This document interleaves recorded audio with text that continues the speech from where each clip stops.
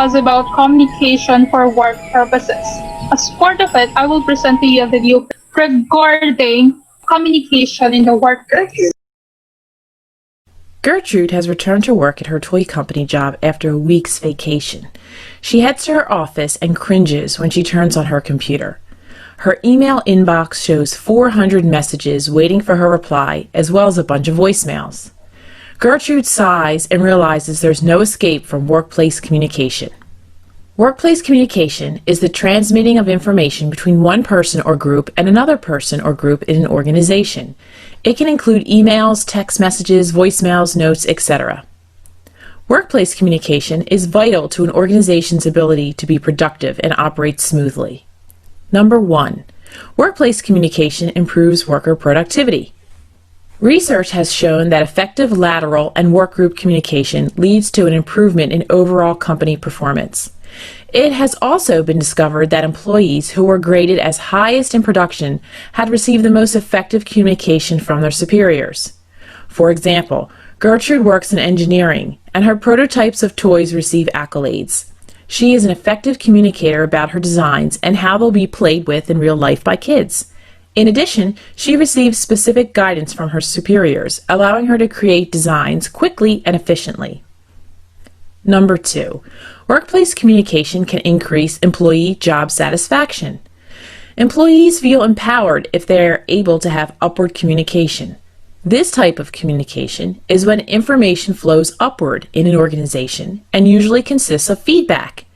If bosses or managers are able to listen to employees and respond, this leads to an increase in employee job satisfaction. In addition, employees are also happy if there is intense downward communication, which is information flowing down from superiors or managers to direct reports. Gertrude recently sent an email to her boss recommending that her department upgrade its design software. Her upward communication feedback was not just acknowledged but also acted upon, resulting in a very happy design team. Number 3. Workplace communication can also have a positive effect on absenteeism and turnover rates. Communication flow is very important to workers.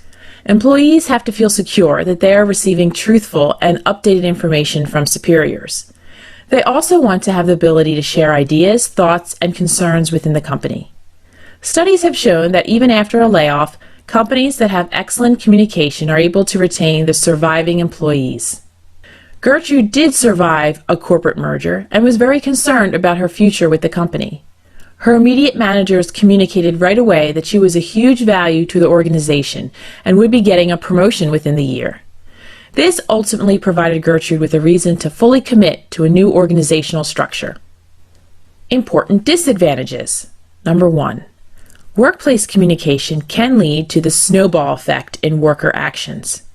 For example, many times when employees quit, there is a snowball effect where additional employees also quit.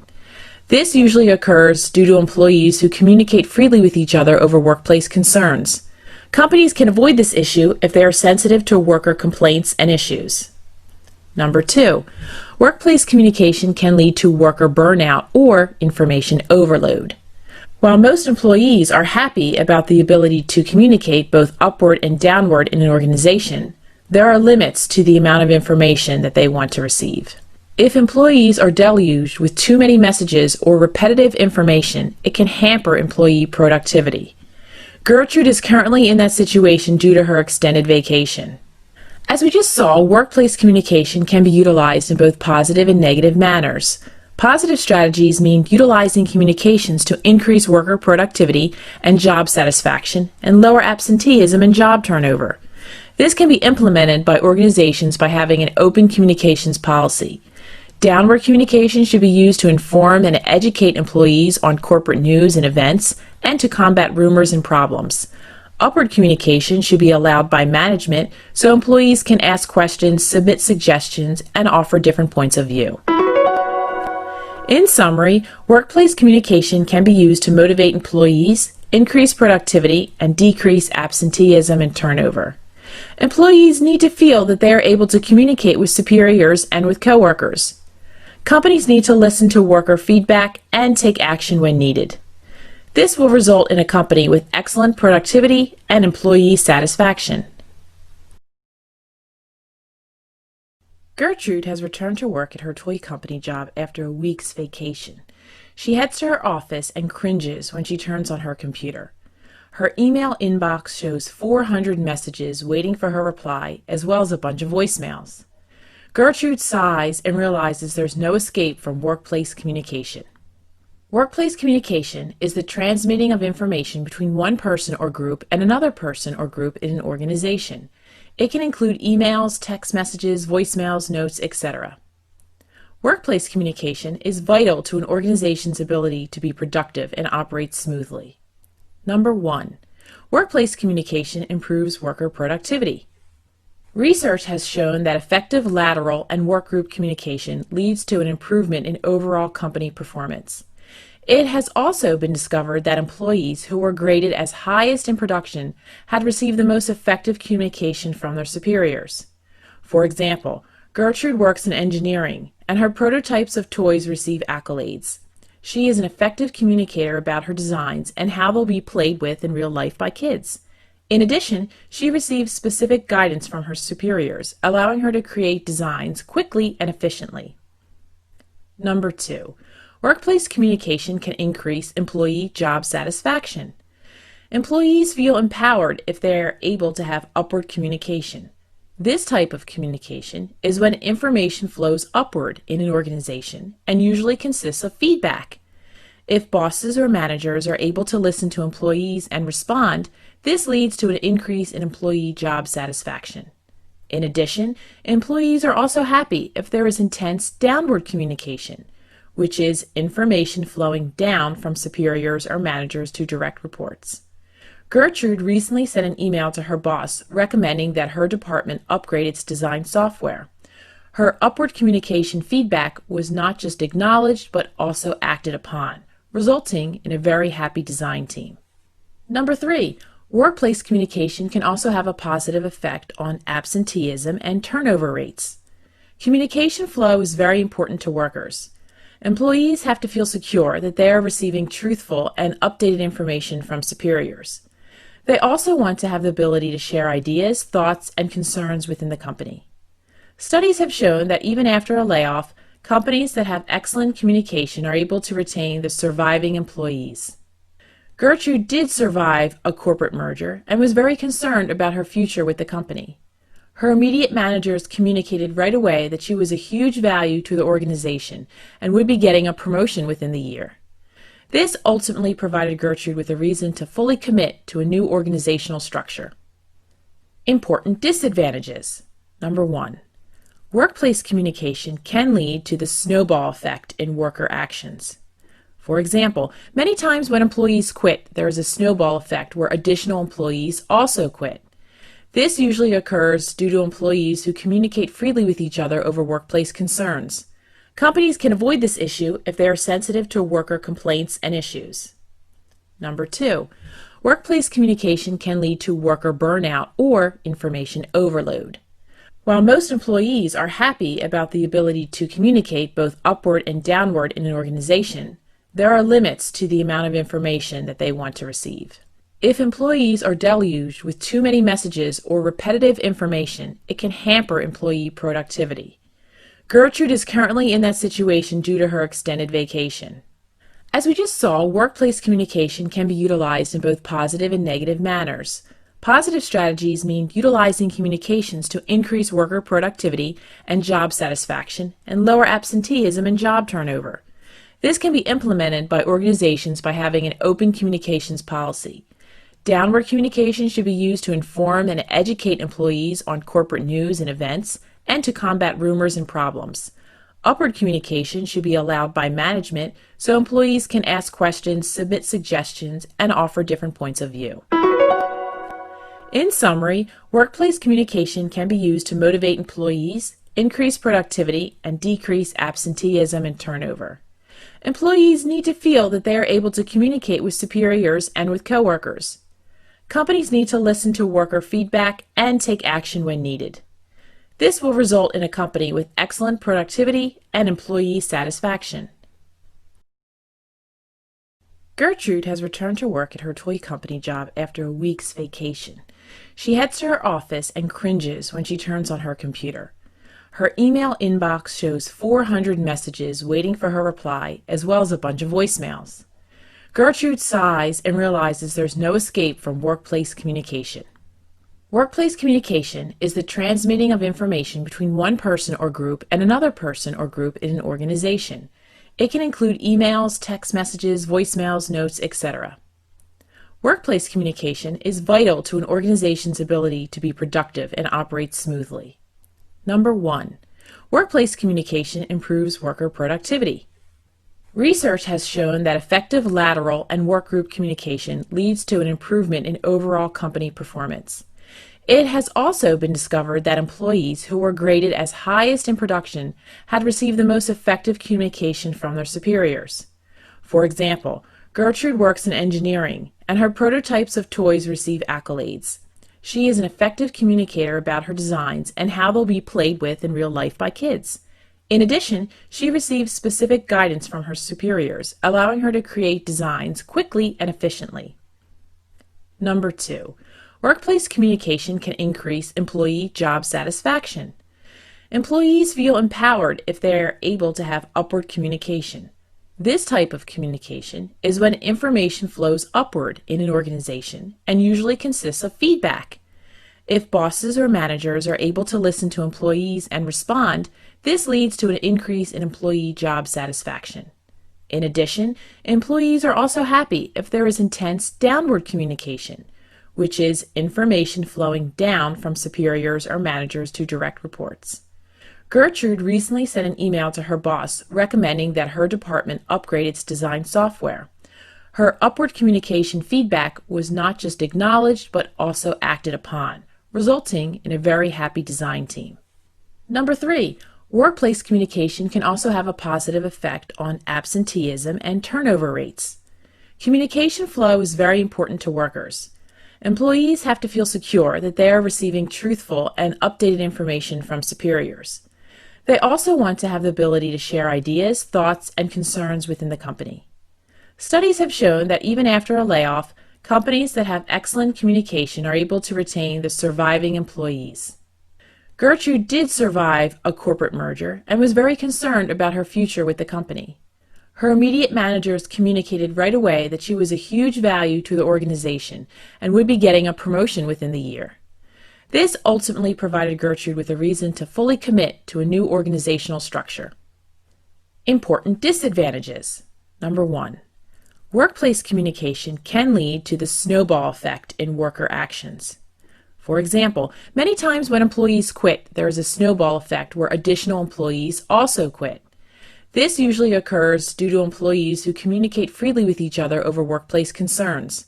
Companies can avoid this issue if they are sensitive to worker complaints and issues. Number 2, workplace communication can lead to worker burnout or information overload. While most employees are happy about the ability to communicate both upward and downward in an organization, there are limits to the amount of information that they want to receive. If employees are deluged with too many messages or repetitive information, it can hamper employee productivity. Gertrude is currently in that situation due to her extended vacation. As we just saw, workplace communication can be utilized in both positive and negative manners. Positive strategies mean utilizing communications to increase worker productivity and job satisfaction and lower absenteeism and job turnover. This can be implemented by organizations by having an open communications policy. Downward communication should be used to inform and educate employees on corporate news and events and to combat rumors and problems. Upward communication should be allowed by management so employees can ask questions, submit suggestions, and offer different points of view. In summary, workplace communication can be used to motivate employees, increase productivity, and decrease absenteeism and turnover. Employees need to feel that they are able to communicate with superiors and with coworkers. Companies need to listen to worker feedback and take action when needed. This will result in a company with excellent productivity and employee satisfaction. Actually have four directions of communication. The outward communication. Outward communication happens when the company communicates outside the organization. For example, your team organized an event just like a seminar wherein you need attendees. For you to have these attendees, you will send invitations to other organizations. By doing so, you are already conducting outward communication because the invitation came from your team and then it was sent to prospective attendants. Then we have lateral communication. Lateral communication happens when people of the same level or position communicates. For example, two supervisors communicating about improving a certain area in their department. That is lateral communication. Moving forward, oral communication in the workplace. It is one of the essential skills in business for growth and development. It is effective and needed for you to operate and become successful in pressing challenges for overcoming the present challenges that may interfere and are likely to affect your work and communication in the workplace. Apart from that, you need oral communication to carry out daily tasks. Hence, your good communication skill is important because it helps you and your company meet desired goals for personal and business productivity. Oral communication skill in business is highly valued. Without exemption, everybody in business needs it to communicate details of information, discuss strategies, map out plans, close business agreements, work in teams, and deal with managers, employees, business partners, guests, or clients. To improve yourself, you also need communication skill to help you initiate personal plans, lead project undertakings, and solve pressing problems. Executives and managers need good communication skills to demonstrate effective leadership, efficient transaction, quality performance, and excellent productivity. Most of the time, successful businesses have gained their good reputation because of strong communication skills, which is fully recognized and developed among employees. Thus, one of the qualifications or competences that employers are looking for a possible candidate is good communication skills. Just like any other communication skills, you have pressing challenges. And I will now present you the top communication issues, especially when it comes to workplace. First on the list is failure to listen. Ineffective listening is a big problem in communication. Good communication fails when one doesn't pay much attention or plan what to say before one ends his statement. Many distractions affect effective listening. And one of it is you forming out your conclusion bago pa may present sa inyo yung idea. Team members are also distracted by thoughts bothering his mind, personal issues o kaya naman issues in the workplace. Thus, they do have limited focus. Distractions like noise and other physical barriers present in the environment take toll, resulting to communication failure. To avoid it, speakers have to emphasize the importance of active listening in the discussion. Also, point out that inattentiveness results to different understanding of the topic being discussed. Speakers also have to maintain eye contact during the conversation or discussion, which is applicable for face-to-face conversation. Or kung i-apply naman natin siya sa virtual or sa online, it will be applied kapag naka-on yung cameras. Next to it is culture differences. The diversity of backgrounds and cultural customs create communication issues among team members and leaders. People would just love to stay along with people of the same background. Hence, leaders face challenges of grouping and team communication hurdles. To avoid it, try to promote unity in diversity, wherein team members have to be assigned to different groups to break the usual grouping. Next, Local or distance to office. The office location or its distance to its employees or contributors entails problem in the communication. The company usually resorts to email, phone, or video conferencing, especially nowadays. The very low level of interaction in electronic communication poses a communication barrier. It causes misunderstanding and failures. To solve it, meetings should be done at the nearest venue and on regular schedule, if possible. And then important issues and solutions can be posted or sent to all for further knowledge and verification.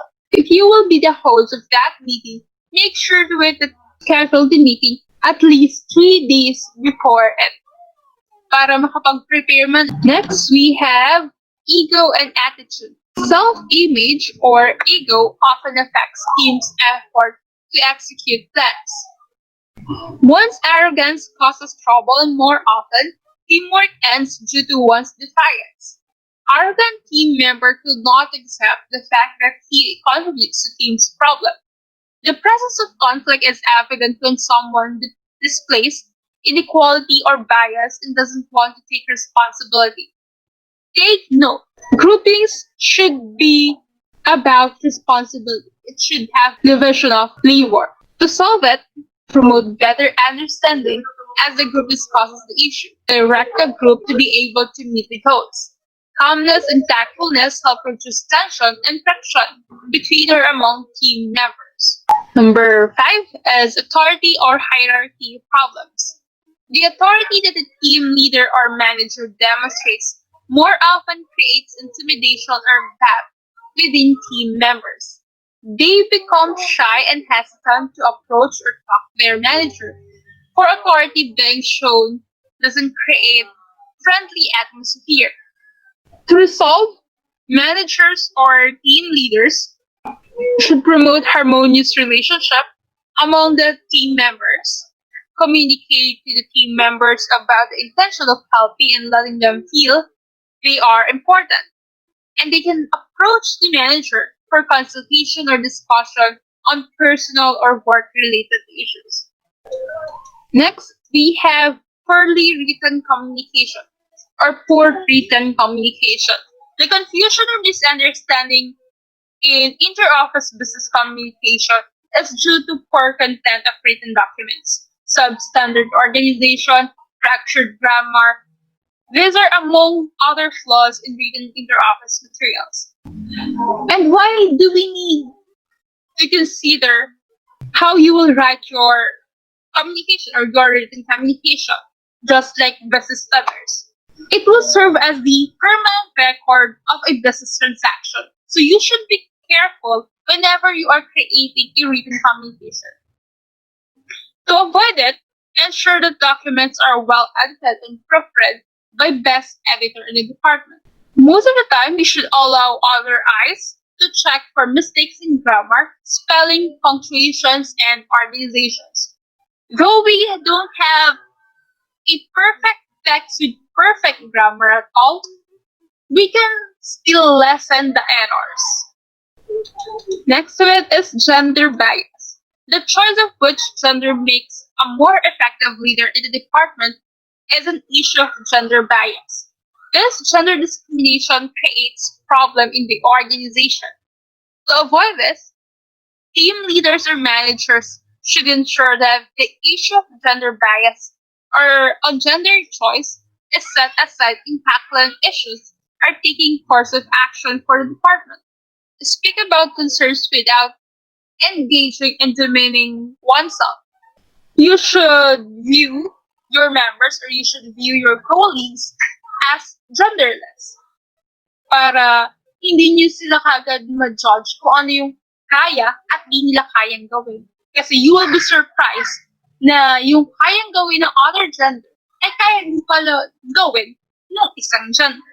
It is focused on listening problems. Inability of employees to focus on the issue is equivalent to listening problems. The generation gap is often a cause of communication barrier that affects the achievement of department goals. To help avoid it, To help avoid it, leaders or managers have to initiate mutual understanding regardless of age and then encourage teamwork and unity despite differences of age, sex, social status, and family background. Understand one's weaknesses and capitalize on one's strength. So, ito yung isa sa purpose ng groupings or ng teams for you to complement the strengths and weaknesses of each other. Para kung ano man yung kakulangan ng isa, mapupunan ng ibang members. Since hindi naman tayo jack of all trades. Meron dyan mga taong mas makakagawa ng work na yun na hindi natin kayang gawin. Next to it is inadequate knowledge. Little knowledge is dangerous. Hence, team performance is affected due to ineffective education or lack of understanding or other inadequate knowledge foundation. To resolve it, leaders or managers encourage team members to upgrade knowledge by pursuing higher degree programs. They may include in the annual target plan the participation of members to seminar, training, or conferences. Promote reading culture in the department and productive focused group discussion. As of today, we do have this continuing professional development wherein kapag license holder ka, any profession, you should accumulate a particular number of CPD units before you renew your license. Sa paano mo bang paraan makukuha tong CPD units nito? Through seminars or conferences, as well as taking master's degree, doctorate. Next is cliques, groups, and friendships. Group membership or group affiliation or exclusive grouping of team members can sometimes create segregation.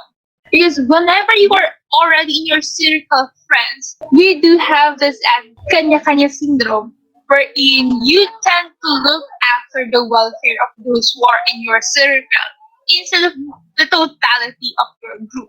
To avoid it, promote teamwork spirit in the department and then conduct team building activities to promote objectivity, teamwork, cooperation, and unity in diversity.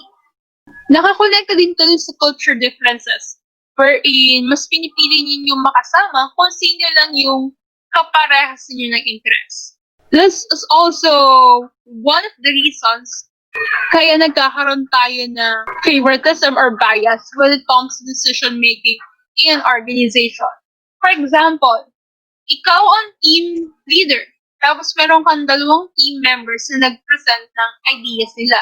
Si team member 1, friend mo. Si team member 2, hindi mo friend.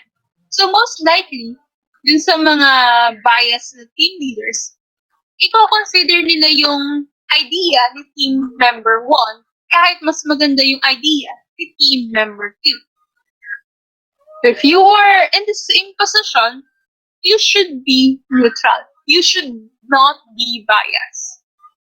And then, according to Branham, we can avoid or resolve an issue through the following. 1. Improving coaching and feedback, especially among the new recruits. 2. Setting up mentoring programs with experienced employees. And 3. Requiring managers to provide feedback.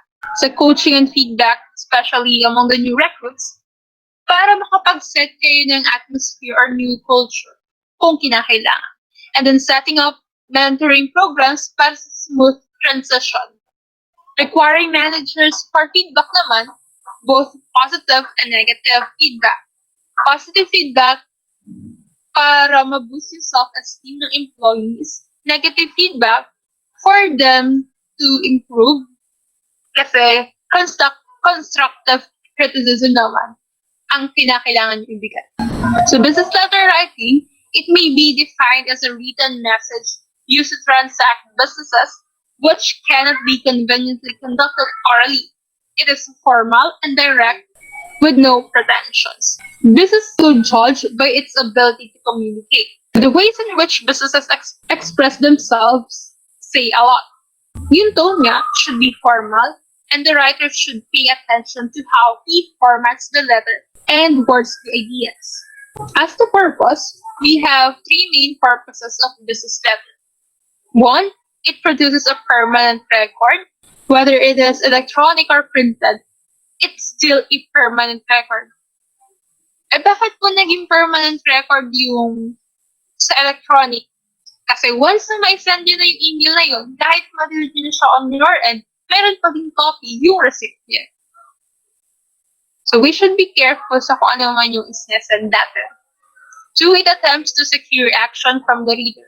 Isa sa mga characteristics of a good business letter is for you to ask a certain action indirectly from your reader. Kasi we are writing naman not just to express ourselves. We are writing for a certain purpose. For example, sales letter. Hindi ka naman susulat lang para magpa-impress dun sa isang client.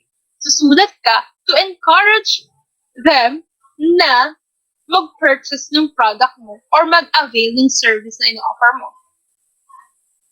Pagka-application letter, you want them to hire you. So you are securing an action from the reader. Third, establishes goodwill among persons and establishments. Kasi ang good business letter or good written communication will also serve as the foundation ng isang connection. Let's now proceed with the basic and optional parts of a letter. So the highlighted text in purple are the optional parts of the business letter, while those that are unhighlighted are the basic parts. So optional, purple, yung mga walang highlight ay basic parts. So let's discuss first the basic parts of a business letter. We have here the heading. Heading will be the address of the sender. Now, if you are writing as an individual, ang magre-reflect lang dito ay your home address. But if you are writing in behalf of an organization, then this part should reflect the company name, company address, and company contact details. Kung merong logo ang inyong company, then it will also be part of the heading. Next, we have dateline. Dateline states when the letter was written, and it can be written in three ways. Our first way here is the American English Standard. But if you are going to write it this way, wherein it will be read as 17th April 2015, with the existence of comma here, this now follows the pattern of the English Standard. And once you omit the comma, then your letter is viewed for military purposes without comma, and then it is preceded by date. The inside address. In inside address, this contains the information or details about the recipient. So it should contain the name of the recipient, position or title, name of the company, and company address. If ever you are writing to a certain person, but it doesn't own a company or not part of an organization, then you should only retain the name and address. If ever that you don't know the name of the recipient, which is rarely used in business letter, you should eliminate this one, the name, then proceed kayo sa position, then department if ever, and then company name and company address.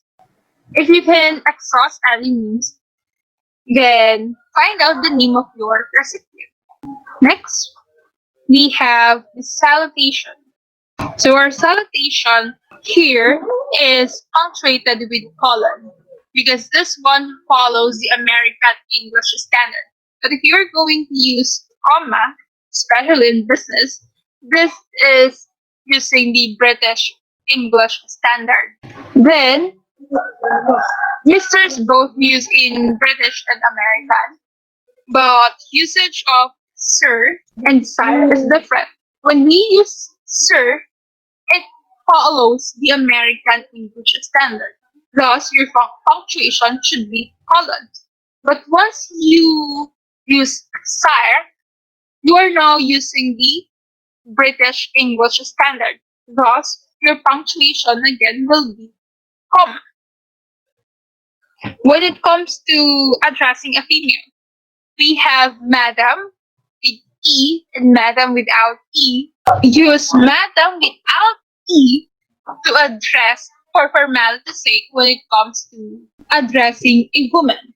And use madam with E to address a woman who holds a certain position in the organization. So you will use MISS if you are certain that your recipient is unmarried. And if you are uncertain with regards to the marital status of your recipient, you may use MS period. What if you already know that that person is married? Are you going to use MRS period? The answer is no. It is preferred in business letter writing that you will use MS period, whether the recipient is married or not. Our next part is body of the letter. Body of the letter is divided into three portions: the introductory paragraph, the middle paragraph, and the concluding paragraph. In the introduction or introductory paragraph, you will state the introduction of yourself and the purpose of writing. For the middle paragraph, you will add details that will support your purpose of writing. And for the concluding paragraph, it will be your statement how you were secure for an action from the receiver as well as contact details. In the concluding paragraph, you may also include appreciation of the reader's time and attention. Introductory paragraph, introduction. Second, the addition of details. Third, statement of appreciation and action. Complementary clause. So complementary clause serves as your farewell or statement of goodbye to your recipient. Let it be noted that we are only using lowercase letter even if we have the second word for the complementary clause. So unlike the teachings before that we are using yours in uppercase letter para sa Y, we should drop that learning. For signature block, it is composed of your signature and your full name. Moving to the optional parts. First is the attention line. So attention line is used whenever you want to address a certain individual or to call the attention of a certain individual in the company or organization. In doing so, you will include the name, position, and department of that person. If hindi nyo alam yung position, then it is safe to include the name and department of that person. Subject line serves as the overview of letter. And it can be written in three ways. Our first way is writing it with the word subject. So subject, then statement about the letter, overview of the letter. Our second way will be underlining the overview of the letter and eliminating the word subject, just like this one. Our third way is using uppercase letters and not underlining it. When it comes to positioning your subject line, it can be written before or after the salutation. So don't be surprised if you will see subject line written on this part. Next, optional part is the reference line. We are only using reference line if that letter is in reply of, in reference, or in regards of a previous letter which was sent to you. So in here, you will mention the nature of that letter or the subject of that letter as well as the date when the letter was dated or the date it reflected. Next is postscript. We're using postscript whenever you forgot necessary information to be included in the body of the letter. Take note, necessary information. That's why you don't need to put PS if you will just say thank you. Next is enclosure notation. Enclosure notation denotes that you have included or you have attached a certain document in your letter. In this case, we write ENCL, which is the abbreviation for enclosure. And if you are going to write your enclosure notation, make sure to mention in the body of the letter that you have included such document, just like this statement.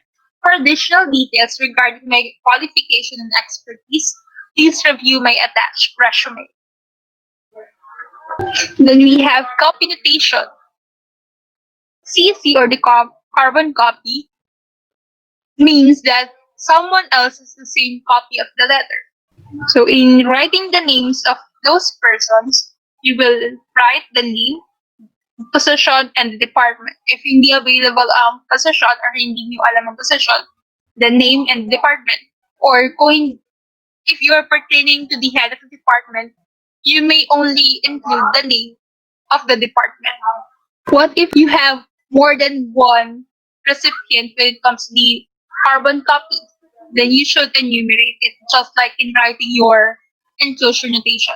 So one, Mr. Lance Cruz, then proceed kayo sa two, Miss Sunshine.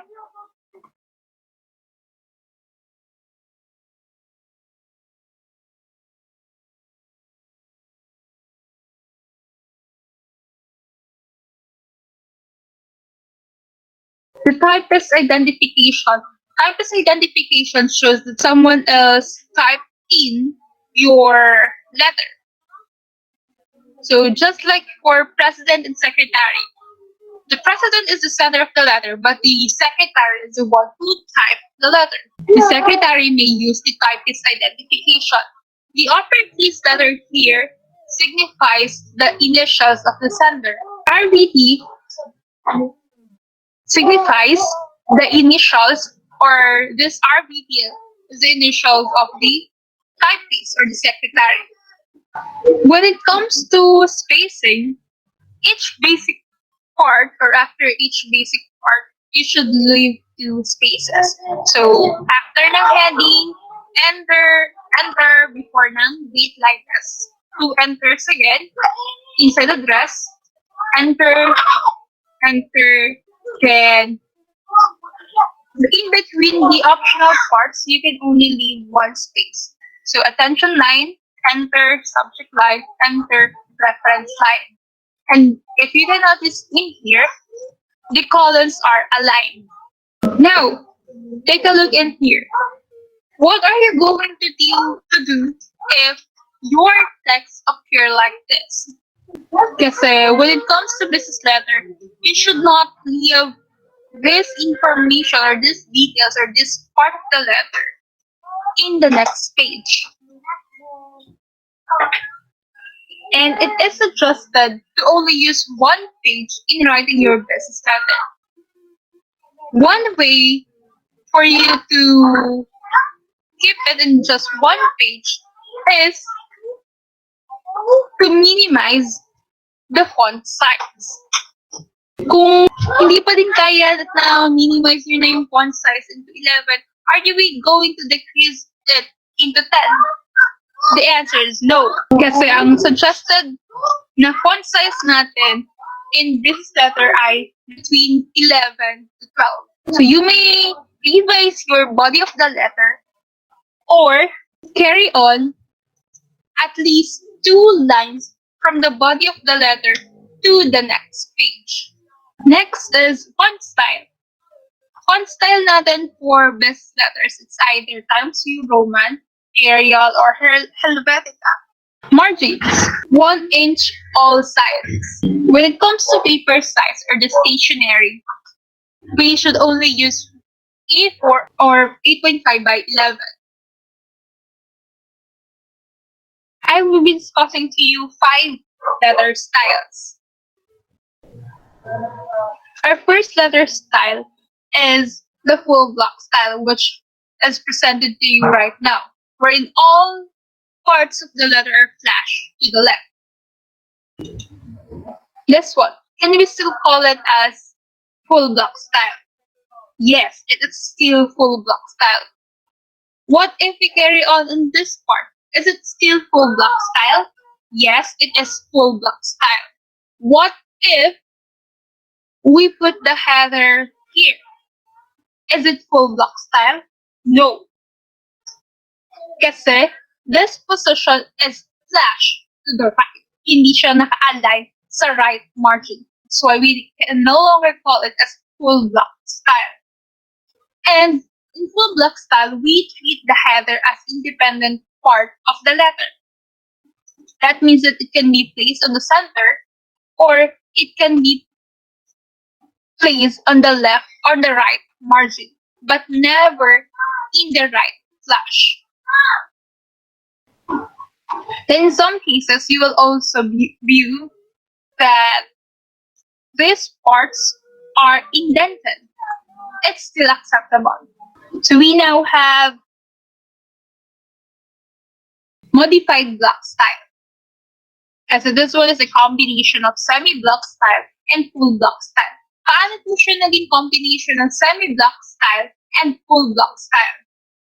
So modified block style, ang position ng kanyang heading, dateline, complementary close, and signature block ay from semi-block style wherein ito po ay naka-flash sa right. Paano naman ito nagkaroon ng characteristic from full block style?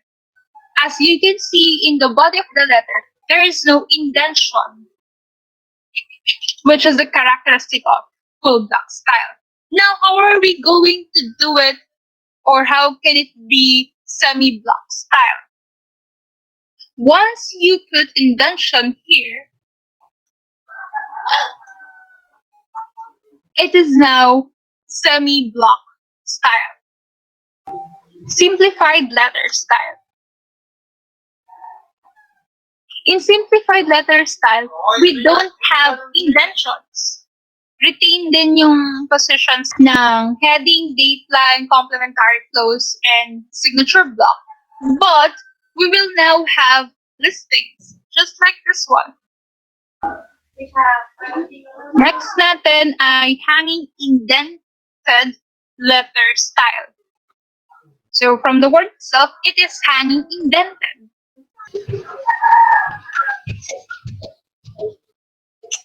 So this one.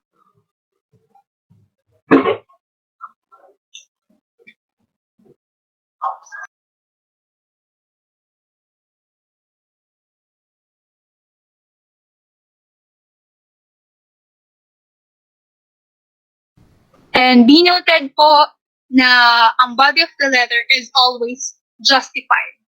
Since I have here the sample of application letter I discussed to you on how you're going to write such.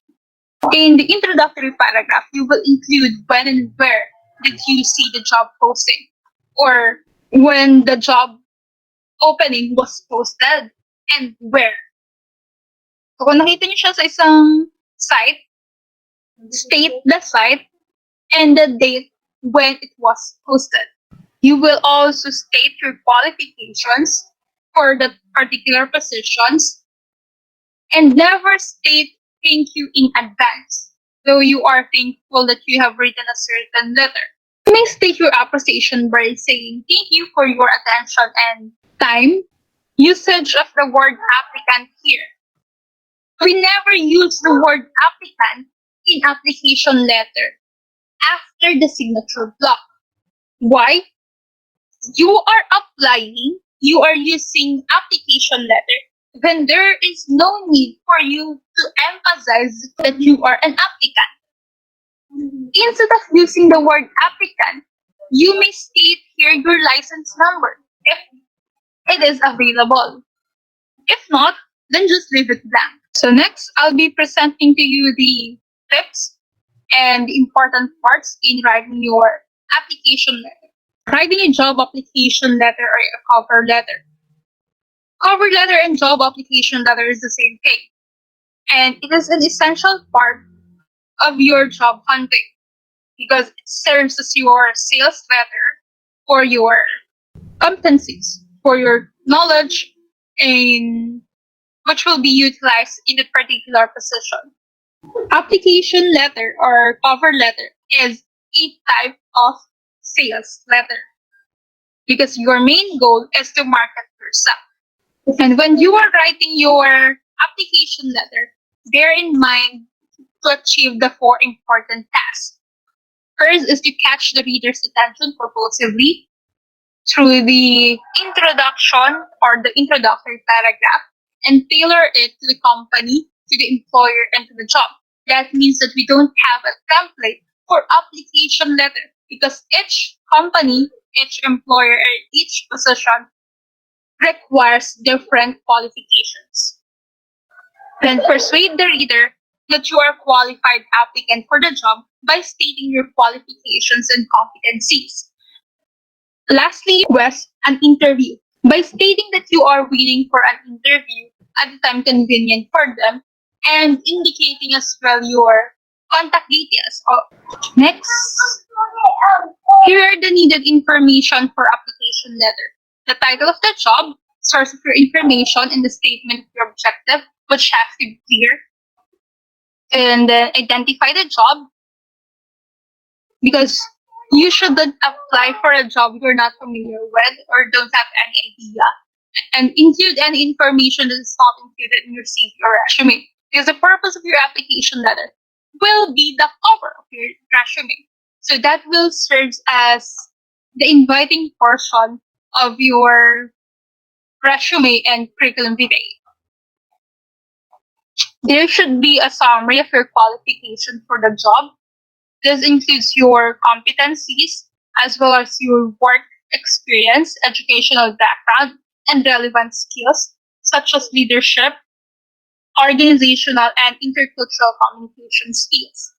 You can also indicate that you have enclosed your CV or resume in the concluding paragraph and then request for an interview. This includes place and time you will be available and the contact information such as phone numbers and email addresses. Choose a professional email address. Differences of resume and curriculum vitae. The terms resume and CV are normally used interchangeably, but they actually have a few key differences from one another. In the Philippines, when a potential employer asks for a CV, they almost always actually mean your resume. Still, if you are not sure which kind of document to submit, it is best to ask for clarification.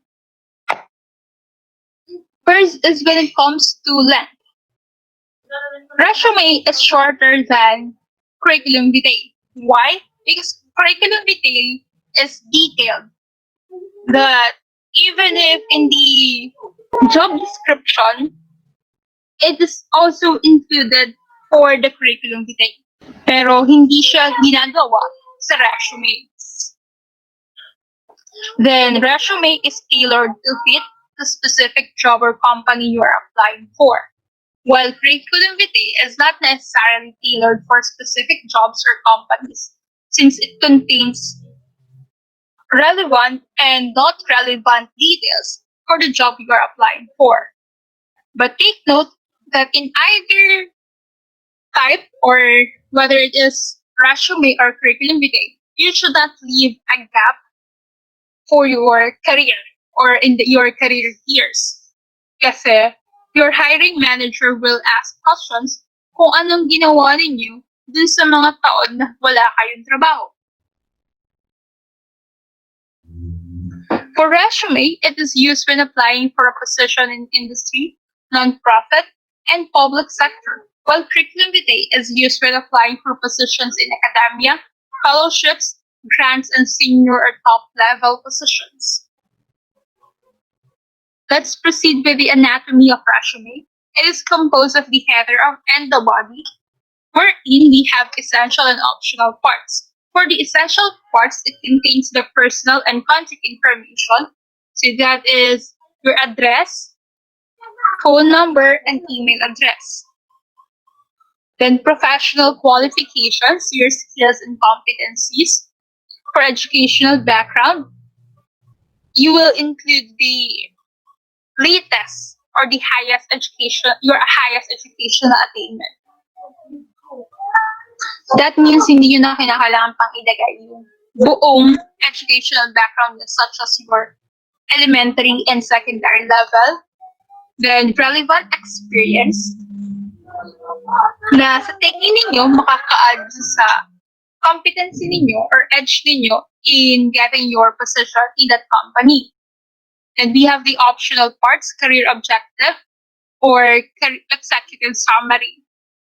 So this one states your objective in being part of their company, or what do you want to be part of their company, and what can you contribute in the company. Then references or the character references indicates or contains the name and contact number of the persons which are not related to you. Sila yung pwedeng tawagan ng inyong hiring manager if they want to ask questions regarding your interpersonal skills.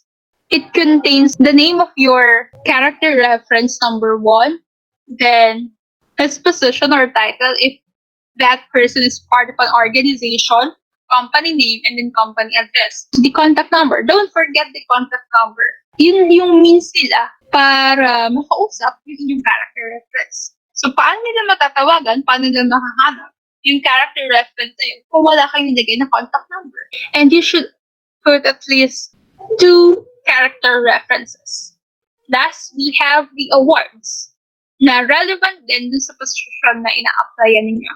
For your curriculum vitae, we have personal and contact information, same as dun sa nakalagay sa inyong resume. You will state here your address, full name, pwede din naman nakalagay din dito ang inyong phone number, email address, and so on. Kung ano pa yung mga kinakailangan na personal information para sa inyong curriculum vitae. And academic history, this includes your primary, secondary, tertiary education.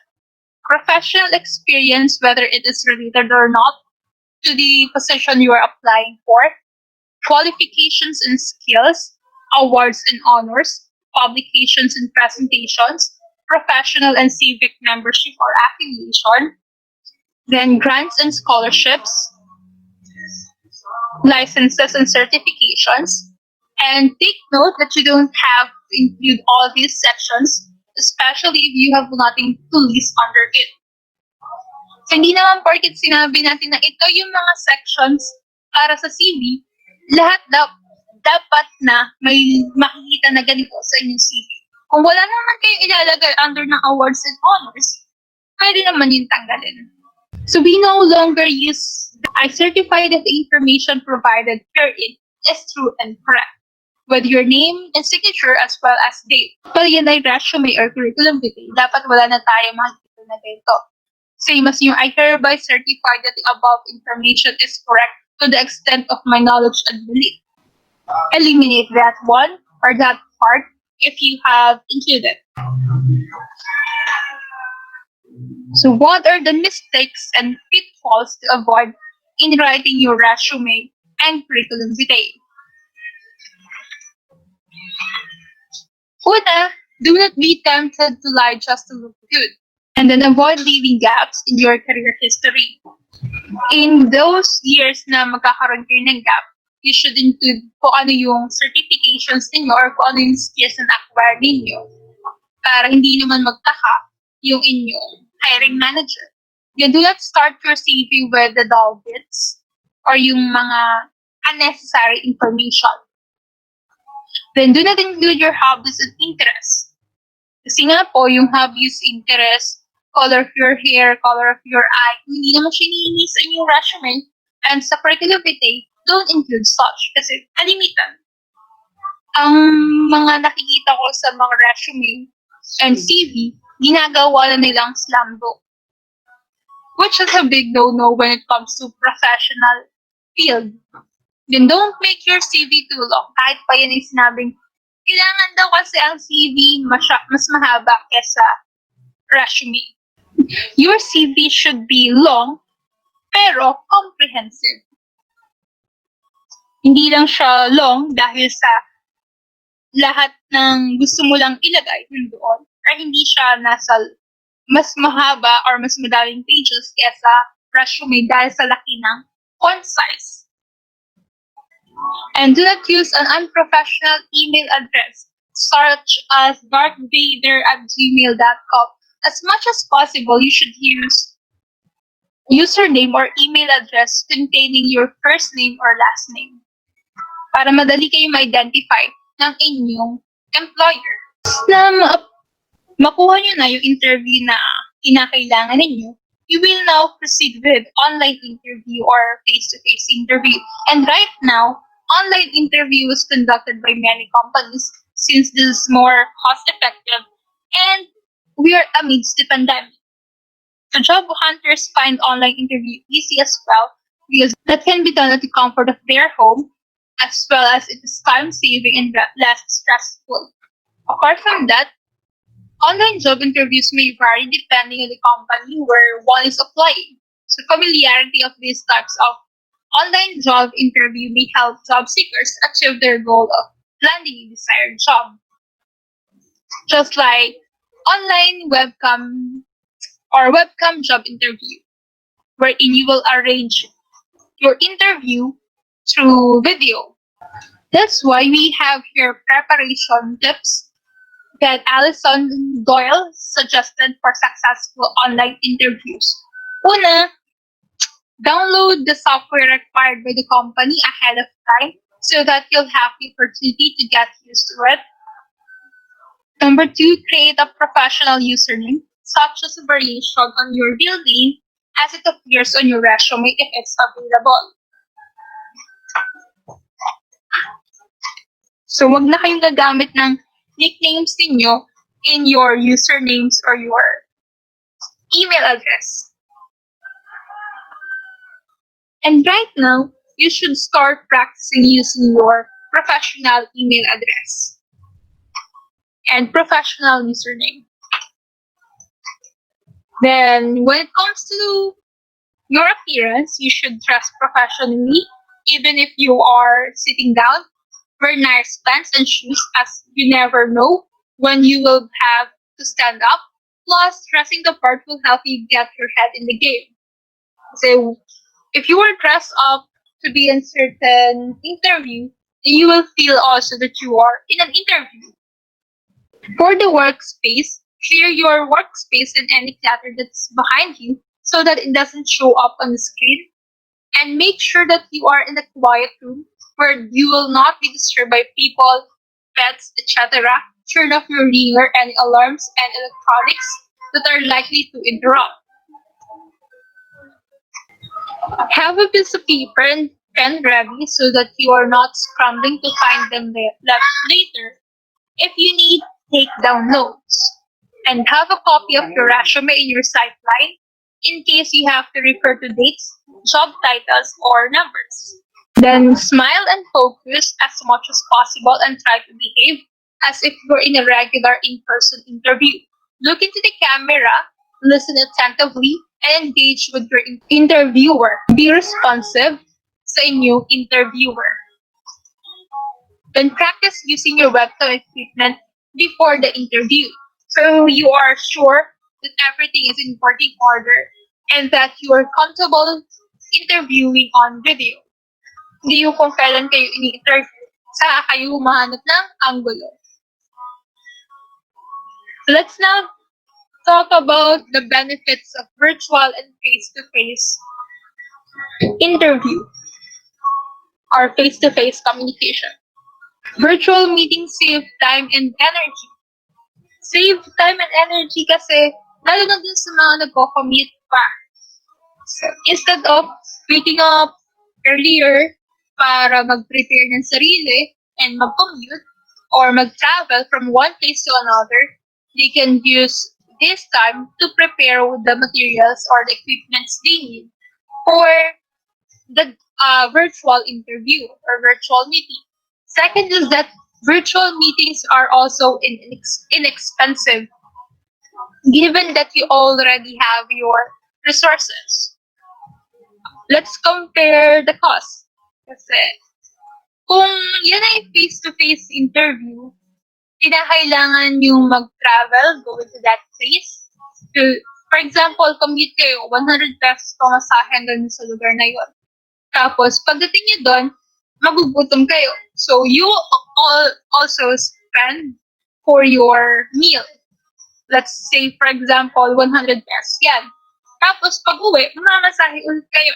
Another 100 pesos. So, you spent 300 pesos for that job, for that face-to-face job interview. Na, kung iti-take naman natin yung 300 pesos na yun, pwede natin siyang i-reduce into 100 pesos na pang-load kung hindi siya available sa inyong place. So that, in that sense, virtual meetings are inexpensive. For face-to-face naman, we have here stronger working relationships. So what do we mean by that? Kasi in face-to-face communication or face-to-face interviews, your presence at the workplace signifies their working relationship. You also promote a sense of community or belongingness. However, in your absence, you can choose email or teleconferencing to communicate. And phone calls or video calls will keep the connection stronger. Then, perception of thoughts and feelings. Through face-to-face communication, you will be able to express exactly your personal thoughts and feelings. And nonverbal cues or body language are equally important as the words you say. Effectiveness of hand gestures and facial expressions can easily reinforce the message you wish to convey. Thus, misunderstanding or miscommunication will be avoided in face-to-face communication. And everything from nonverbal communication contributes to your attentiveness, engagement, and understanding of your perceptions through face-to-face communication. Third, engagement and innovation. Face-to-face communication enriches the sense of belongingness and collaboration. It creates a healthy environment that inspires and motivates employees to be more productive and innovative. Innovations in productivity are important for employees' promotion and self-actualization. The environment that promotes engagement and innovation contributes as well to the company growth and culture. Fourth, addressing sensitive issues. It is more likely or it is suggested for us to use face-to-face communication or to be engaged in face-to-face communication if we need to talk about sensitive issues rather than virtual meeting. Kasi sensitive concerns or sensitive issues in the company need urgent solutions. That's why mas effective ang face-to-face communication in such cases. Clear and concise communication. Miscommunication or misunderstanding is often minimized when you do face-to-face communication. And if you said an incorrect information, the correction is also immediate. So in face-to-face interaction, you can easily perceive your thoughts and perceptions than writing emails. Then we have here the face-to-face and online meeting etiquettes. Kasi in face-to-face, we already know what we are going to do. But online meeting, medyo bago to for us. So we have here 7 virtual meeting etiquette rules that every professional should know. Number 1, know your surroundings. Virtual meetings or online class sessions require a quiet and conducive place where learning and mutual understanding can be achieved. Organize the place and free it from distractions and provide good lighting, especially if your camera is turned on. Do not appear that you are inside the cave or less likely to see you. You want to avoid looking like you are at a town fiesta because of the pile of clothes and accessories in the corner behind you. You need to adjust your place setup so your face favors the light. Make sure that you have a professional background and it must be work appropriate. This means that no beds, are in the background messy rooms or open closets and nonsense arts or frameworks. And as much as possible, you should also free the place from non-helpful noise like screaming child, barking dogs, or honking cars. Number two, dress appropriately. So your attire should be work or school appropriate. Your appearance and online is as important as your look during a face-to-face meeting. Hence, take a few minutes to dress up on a clean cloth and well-brushed hair. Number three, listen carefully. Be an active listener. While attending a virtual meeting, devote your full attention to the meeting and leave your computer keyboard alone. Remember that your typing may distract your focus. It prevents you from devoting your full attention to the details of the meeting. So you need to pick a good headset, your notebook, and pen to take essential notes. 4. Unmute your microphone when you wish to talk and ask for the permission of the host before you talk, especially if you are in a large group. Kasi hindi naman nila alam kung sino yung nag-on ng microphone or kung sino yung nag-on ng camera at gustong magsalita. So it is courteous for you to ask permission. And then, when you are not going to talk, keep your microphone in the mute mode because the sound you create from your audio annoys other people attending the virtual meeting. It is really frustrating to hear echo noise or unnecessary sounds from the background. Other attendees will appreciate you because you save them from ear-splitting noise and help them be productive. By doing so, you are also allowing others or other attendees to have a chance to fit in and share their views and feelings. Number 5, speak clearly. When you join any virtual meeting, introduce yourself and say hello or hi. Make sure that the people in the meeting hear and notice your presence. Hence, make your voice clear. Modulate it well if necessary to make you sound pleasant to the ears.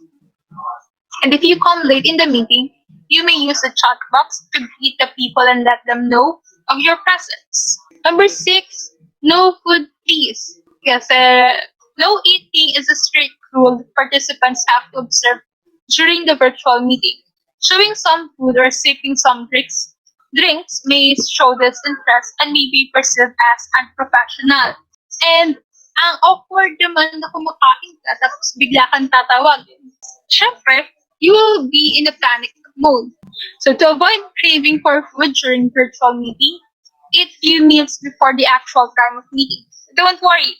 Sa time natin, allowed naman kayong kumain as long as you stay in front of your phone or your desktop, your laptop. Number 7, remain seated and stay present. Stay focused, be patient, staying seated while attending the meeting. Don't ever try to open your email inbox or chat with friends on social media messenger. So doing other things while attending a virtual meeting might distract you and other participants. So you had better turn off your webcam if there is an emergency or a very important personal needs that you need to attend to.